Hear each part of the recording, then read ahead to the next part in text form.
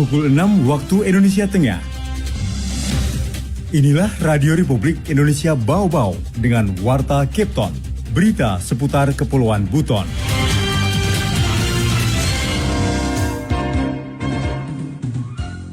Sedangkan dampak dari bullying yang mereka lakukan ini itu sangat luar biasa efek yang dirasakan oleh korban.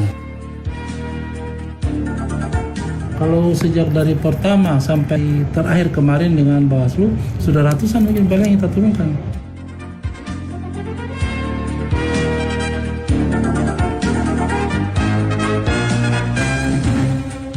Selamat pagi pendengar, dari kawasan Bukit Ulu Indah kami sampaikan pokok-pokok berita. Satuan Polisi Pamong Praja Kota Bau-Bau menurunkan ratusan alat peraga sosialisasi calon peserta pemilu selama 3 bulan melakukan penertiban. Satuan Bakti Pekerja Sosial ingatkan tindakan bullying di lingkungan sekolah merupakan bentuk kekerasan pada anak. Pendengar, inilah Warta Cape Town pagi hari ini, tepatnya tanggal 6 November 2023, bersama saya Bu Zuda.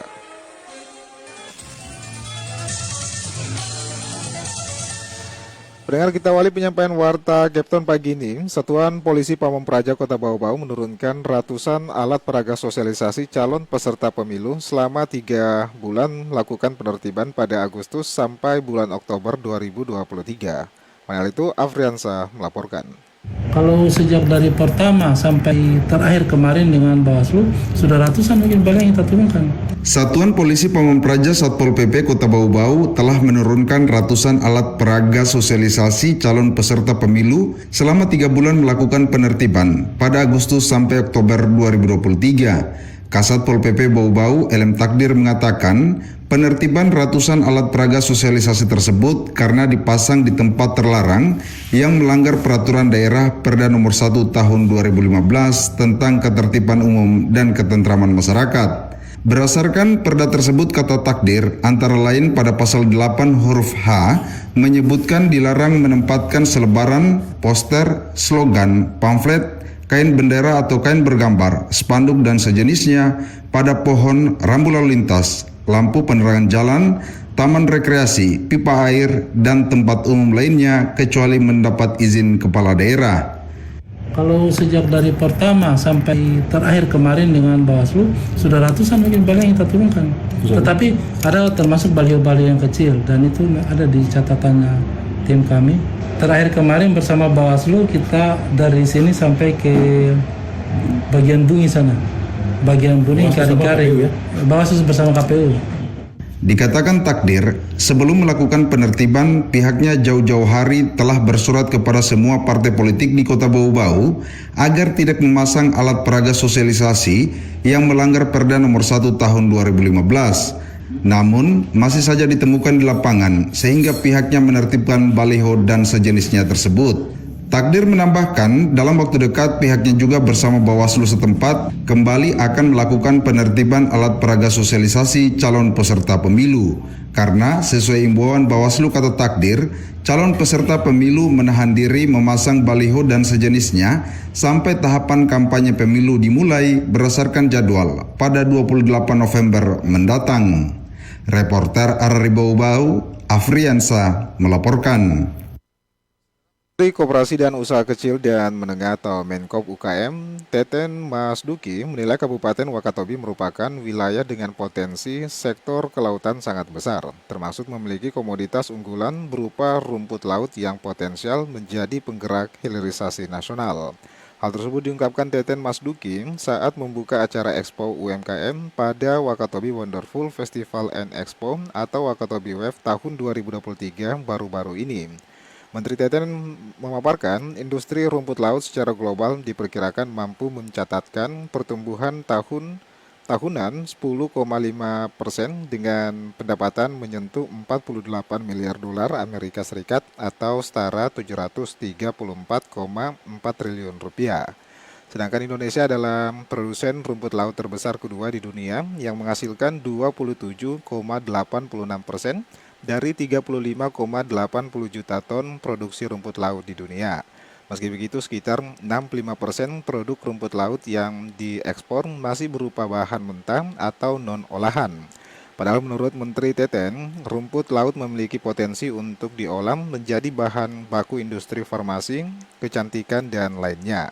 Karena itu dirinya berharap Expo UMKM Wakatobi Wave tahun 2023 bisa menyemangati semua pihak, khususnya Wakatobi, yang mulai mengarahkan evolusi UMKM menjadi bagian rantai pasokan dunia dan menjadi salah satu kekuatan ekonomi atau industrialisasi bahan baku laut. Pada kesempatan yang sama, Bupati Wakatobi Haliana juga mengungkapkan data dari Dinas Koperasi dan Tenaga Kerja Wakatobi menunjukkan terdapat 32.321 pelaku UMKM. Dari jumlah tersebut yang memiliki nomor induk berusaha atau NIB sebanyak 1.100 usaha, kemudian dari 47 koperasi yang memiliki nomor induk koperasi atau NIK sebanyak 30%.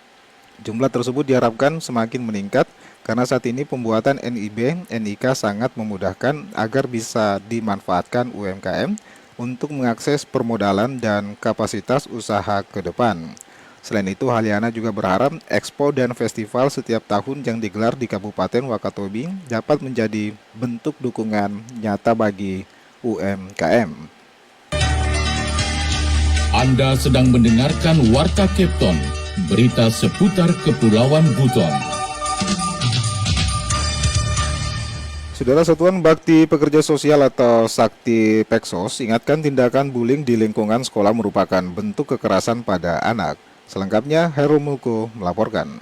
Sedangkan dampak dari bullying yang mereka lakukan ini itu sangat luar biasa, efek yang dirasakan oleh korban. Satuan Bakti Pekerja Sosial Sakti Peksos Kementerian Sosial Wilayah Kerja Dinas Sosial Kota Bau-Bau Laode Muhammad Yamin berharap Kota Bau-Bau ke depan dapat menjadi kota yang benar-benar layak untuk anak. Salah satu hal penting untuk mewujudkan hal itu, tidak ada lagi kasus-kasus hukum yang melibatkan anak, baik anak sebagai korban maupun sebagai pelaku. Yamin menyebut tindak kekerasan pada anak tidak hanya berupa kekerasan seksual atau penganiayaan secara fisik, namun yang sering diabaikan adalah tindak kekerasan non-fisik berupa bullying yang marak terjadi di lingkungan sekolah.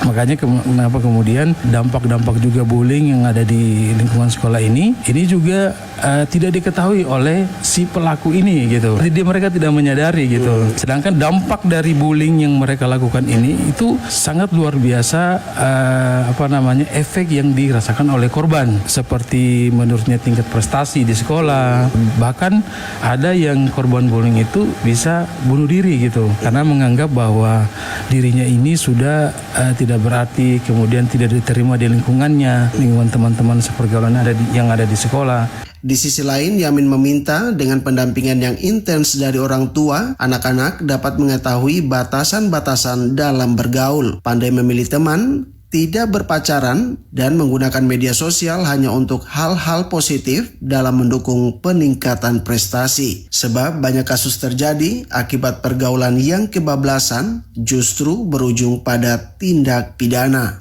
Berpesan kepada adik-adik kita, khususnya mungkin yang masih di bawah 18 tahun, bahwa kita harus mengetahui batasan-batasan apa, kemudian ketika kita bergaul, ketika kita berkenalan, baik itu secara langsung ataupun media sosial, jangan mudah terpengaruh melalui perkenalan media sosial atau berkenalan dengan orang yang tidak dikenal atau tidak diketahui lah, seperti itu.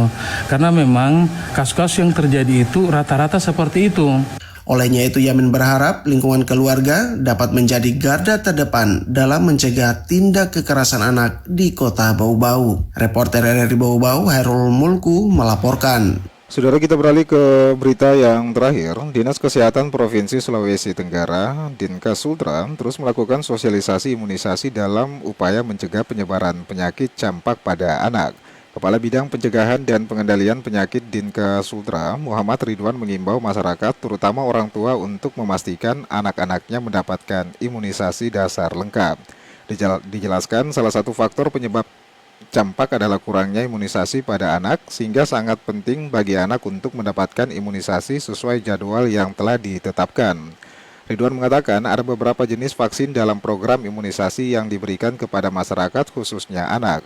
Vaksin tersebut antara lain DPT, HB, HIB untuk mencegah penyakit difteri, pertusis, tetanus, hepatitis B, serta pneumonia atau radang paru dan meningitis atau radang selaput otak.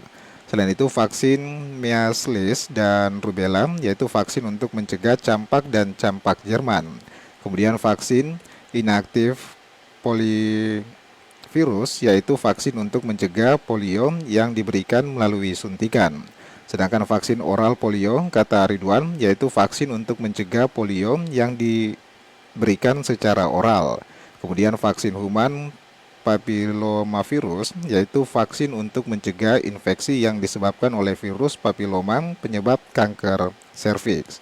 Dikatakan Ridwan, sementara untuk imunisasi kejar diberikan pada anak usia 12 sampai 59 bulan yang tidak lengkap imunisasi OPV, IPV dan DPT HB/HIV.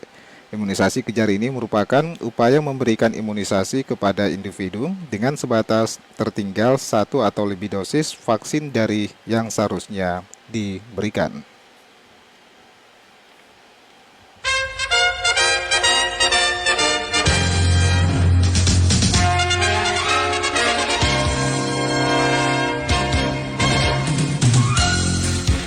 Saudara, sebelum kami akhiri, kembali kami sampaikan pokok-pokok berita. Satuan Polisi Pamung Praja Kota Bau-Bau menurunkan ratusan alat peraga sosialisasi calon peserta pemilu selama 3 bulan melakukan penertiban. Satuan Bakti Pekerja Sosial ingatkan tindakan bullying di lingkungan sekolah merupakan bentuk kekerasan pada anak.